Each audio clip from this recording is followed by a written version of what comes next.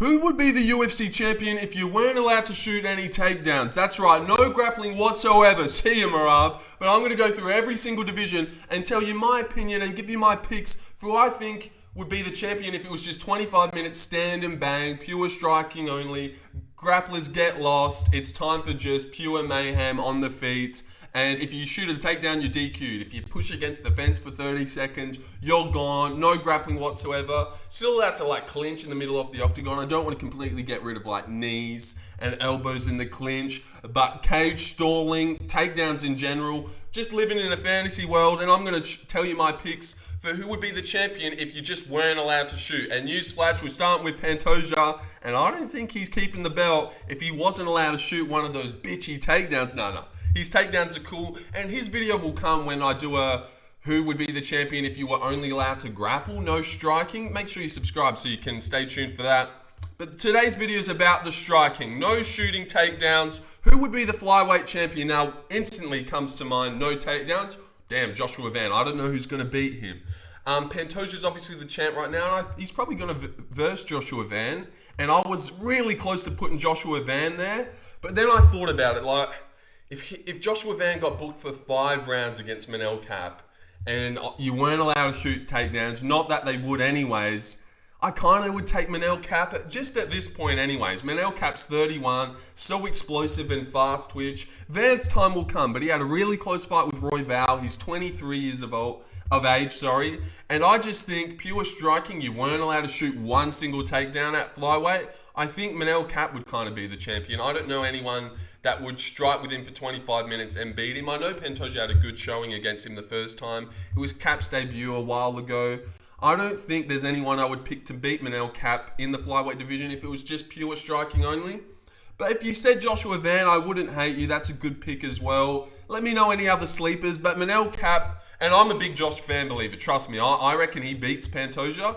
So you know that I'm being serious if I think Manel Cap would actually beat Joshua Van, although that sucks to say. Moving on to Bantamweight, Marab is obviously the champion. Would he keep the belt if you weren't allowed to shoot? No, he'd be gone. Probably never win another fight again, fucking loser. But catch you later, Marab. But now this one's a little bit tough as well. You think no takedowns, I'm sure Piotr Yan came to mind as well. I'm sure you've seen in the thumbnail, Sean O'Malley came to mind for me too. And now I'm thinking those are kind of the picks. Piotr Yan and Sean O'Malley. I don't know anyone that would take them on in a 25-minute striking battle. Can you name any bantamweight that would beat them? Maybe Malcolm Wellmaker's got a small chance, but I don't know any real good strikers that could really hang with them.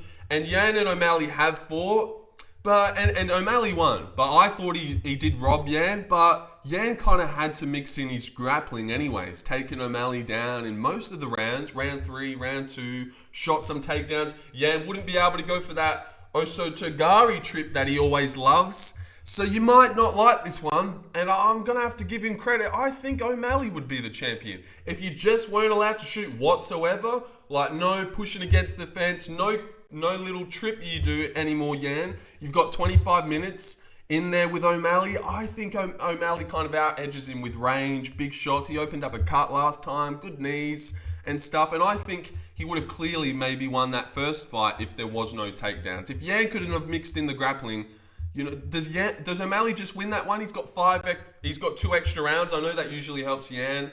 And I really don't care who you go with that one. If you said Yan would be the champion, I'd agree. Vinicius Oliveira, I think Yan would mince him up. There's some other good strikers. Even Umar could give a run for these guys money. But no, I do think O'Malley would be the champ. But if you said Yan, I wouldn't hate you. I think that's the good pick. And I think it's out of those two. I don't know any other bantamweights that I would pick in a striking battle like Sandhagen. No chance. No chance, but no.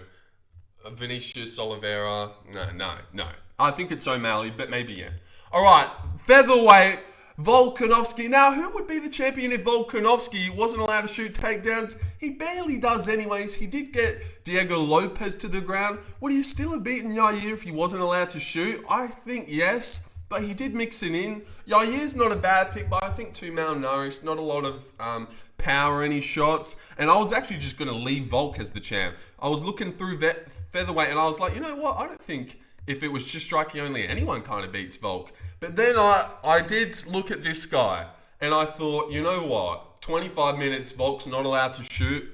You might not like this, but I would trust Gene Silver. I would trust Gene Silver to eventually catch Volk and put him away. I just think the guy's reflexes are so insane. 28 years of age, Volk's 36, getting dropped in a couple of his fights now, getting hurt. He's not invincible to big shots landing on the chin. And I think Gene Silver is superb at landing big shots on people's chin. I do believe in this guy when it comes to finding shots and stuff. He's got wicked power, great reflexes, super confident, and just loves to fight. So I reckon Gene Silver would unfortunately catch Volk and put him away if they ever fought. Regardless if there was takedowns or not, I still believe in Gene Silver. But yeah, I was actually almost going to put Volk. And then I seen Gene, I was like, nah, if it was just stand-up, there's no one I would pick at featherweight to beat Gene. Vallejos is a decent pick, but Gene's already beat him. Yep, and Steve Garcia maybe wins as well. Ilia Topuria up at lightweight. Now, this Ilia, he might be the only sole champion that could actually hang in the grappling and the striking. I don't know. We'll have to save that video. I don't know lightweights that I would maybe picked out doing if it was only grappling, like maybe a Gamrot comes champ. But we're doing the striking today. Who would be the champion if you could only strike? If Ilia wasn't allowed to shoot takedowns, who would get rid of him? Yeah, he doesn't shoot anyways, really. But yeah, it's probably Ilia, right? I reckon Ilia would just keep his belt and keep knocking everyone out. Added bonus, no takedowns. Not really, because he'd like to mix it in. But I'm curious to think, is this the only guy that would hold his belt like both times? Like keep his belt? We'll have to save that video for like next week or something, only grappling. But yeah, Ilia, but we'll move on to... How did Jubilee get hit? Oh, okay. Hey, Anshul. Yeah, just shout out Anshul, I suppose. Maybe he'd give Ilia a run for his money, but forget it. Welterweight. Can I go up to welterweight? Jack Della Maddalena, who's obviously the champ, and the dude's got sick boxing, never fucking shot a takedown in his life. So I actually think the correct answer is just Jack Della Maddalena, who I do think deserves an honourable mention and would be like top 5 and barely lose. Wonderboy Thompson, maybe Leon Edwards would actually barely lose. Probably a beaten Bilal. Probably a beaten Brady that time. Him and Jack could have a decent fight, but I just trust Jack's ability to push people up against the fence, get in the pocket with his boxing and his great reflexes. If you said Wonderboy schools Jack, like, I'd hear you out. I wouldn't just shut it down. No, Jack just instantly chins him. But I think at this point, Bonfim kind of was tagging him on the feet. I don't think Wonderboy's boxing's that good. He would definitely beat a lot of the guys. He would have beaten Bonfim. He did anyways. He would beat a Burns. He would beat Shavkat. Does Wonderboy not beat Shavkat in my rules of no grappling? Yeah, he would have. So he'd be up there. He'd be fighting for the belt. But I would trust Jack's supreme boxing. I really think it's nuanced and the new generation. I really think Jack's sick and he would win. But I reckon Wonderboy deserves a shout out. He'd fight for the belt for sure and be in the top 5. Get rid of an Usman and Leon Edwards. A lot of guys. I think Jack's the only guy that beats him. But if you said he just schools Jack, I wouldn't hate you for that, but I don't really agree. All right, Dricus du Plessis is the middleweight champion, and what an anomaly this guy is, because this was probably the hardest one to do, like division-wise, because I was like, well, Dricus could kind of just be the champion. And then I thought, does he beat Izzy if he can't shoot? Probably not. Probably not. So maybe it's Izzy. You know, Izzy doesn't need to shoot. He beats a Rob.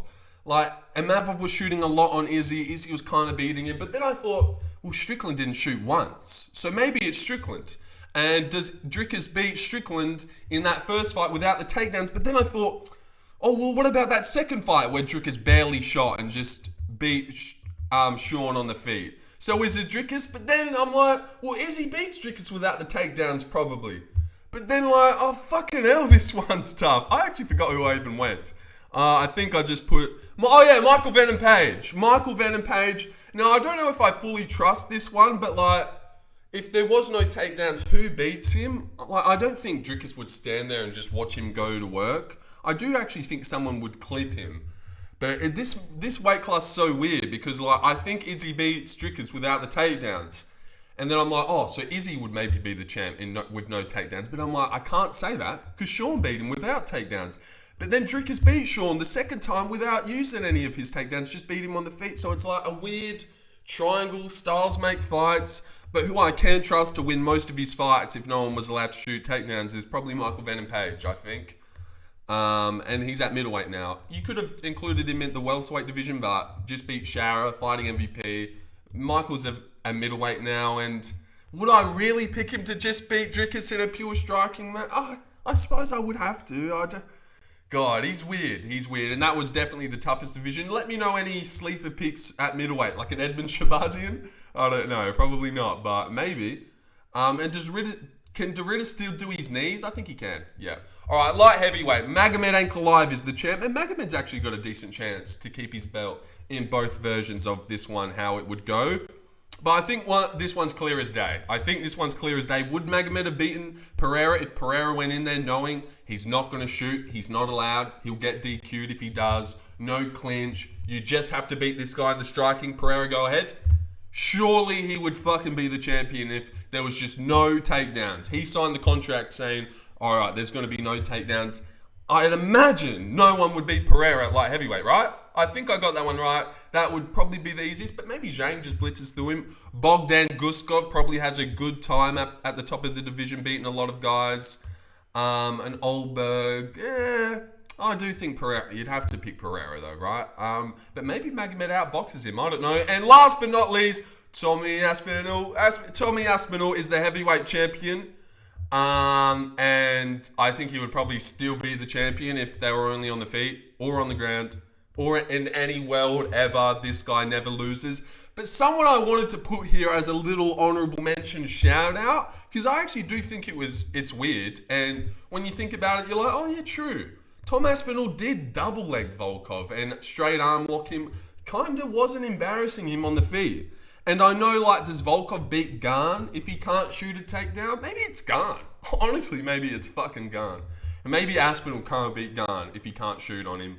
It actually really could be Garn, because Volkov kind of outdid him. But I wanted, like, 25 minutes, Aspinall, Volkov, stand and bang. I think that is an intriguing matchup where it's like Volkov has a chance. Big, rangy guy, doesn't really get chinned a lot or wobbled. Hard for Aspinall to get in. Like, they were definitely on par on the feet before Aspinall just double-legged him and fucking got him out of there instantly with a straight arm lock, the likes you never seen in the heavyweight division. God, he's so good. But yeah, that's the video. I think it was a pretty good video as well. No takedowns allowed. Who would be the champ? Stand and bang only. God, I'm really good at these ideas. And yeah, I think my picks were good.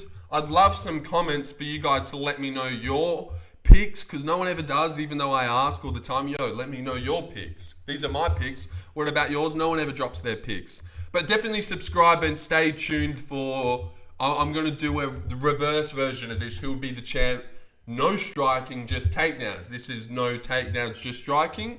I want to do a no striking, just takedowns. Who would be the champ? Probably Merab still on top. Maybe Makashev's actually included in this one. Light heavyweight, Almeida is maybe the champ, Jalton. So yeah, stay tuned for that one. How long did I go for? 13 minutes out. Good video. And I think that's it, guys. I hope you enjoyed that one. And subscribe, please. And subscribe, and I'll catch you later. I don't usually say anything. I just go. 13:30. And hi, Mum. How's it going?